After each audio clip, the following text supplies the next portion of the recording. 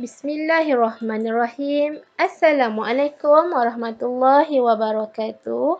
Murid-murid, hari ini kita akan meneruskan pembelajaran kita dalam bidang tilawah Al-Quran, kefahaman surah Al-Asr.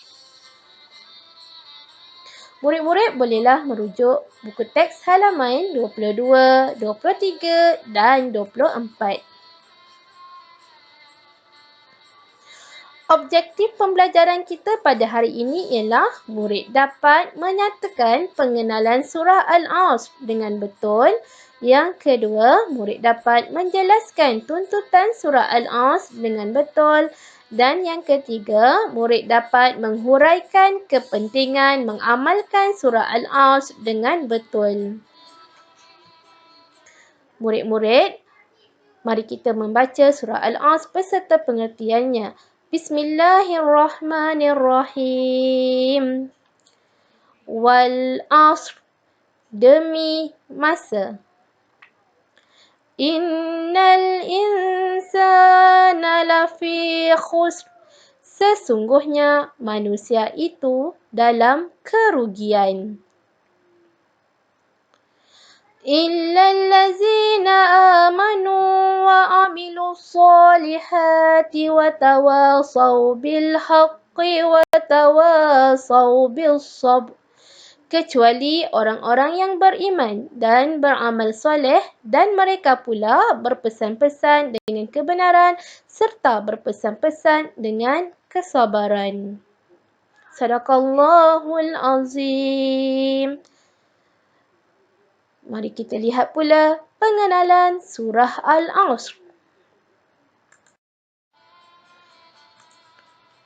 Yang pertama, surah ini mengandungi 3 ayat. Merupakan surah ke-103 dan diturunkan di Mekah. Surah Al-Asr membincangkan kepentingan masa dalam kehidupan manusia.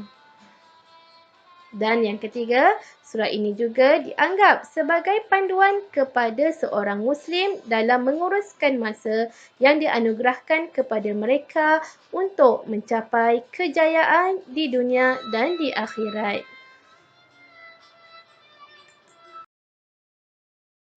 Kita lihat kandungan dalam surah Al-Asr. Dalam ayat 1 dan 2, kandungan ayat ini menceritakan tentang masa itu sangat berharga. Oleh itu, sebagai seorang Islam, kita dituntut sentiasa menghargai masa dan tidak membazir masa dengan perkara yang sia-sia.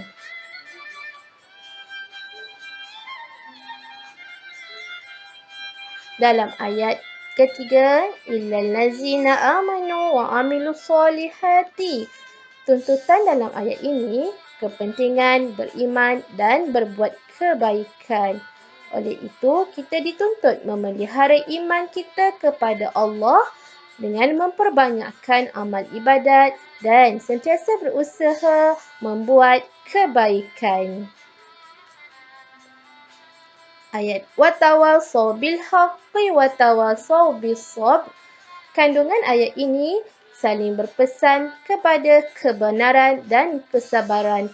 Oleh itu, kita dituntut mengajak orang lain ke jalan kebenaran dan mengingatkan diri dan orang lain untuk bersabar dengan ujian hidup. Mari kita lihat pula kepentingan surah Al-Asr. Yang pertama, menguatkan keimanan kepada Allah Subhanahu Wa Taala. Kedua, mengelakkan diri dari melakukan perkara yang negatif. Yang ketiga, mempunyai matlamat hidup yang jelas. Dan yang keempat, memupuk sifat sabar dan sentiasa saling mengajak kepada kebaikan. Murid, marilah kita fikir dan hayati. Setiap orang mempunyai 24 jam dalam sehari. Maka pilihlah aktiviti untuk menggunakan masa secara bijak. Antara aktiviti-aktiviti yang mendatangkan faedah ialah menolong ibu bapa, mengulang kaji pelajaran, membaca Al-Quran, membersihkan persekitaran.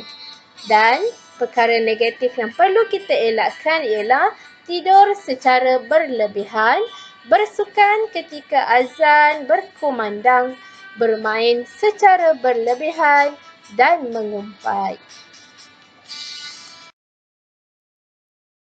Rumusan pembelajaran kita pada hari ini ialah sebagai seorang hamba Allah di muka bumi ini, kita perlu menghargai masa dengan memanfaatkan sebaik-baiknya kerana ia merupakan tanggungjawab seorang Muslim dan akan dipersoalkan di akhirat kelak.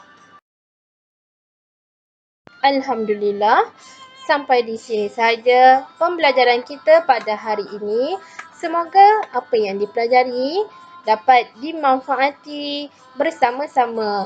Semoga kita berjumpa lagi di masa akan datang.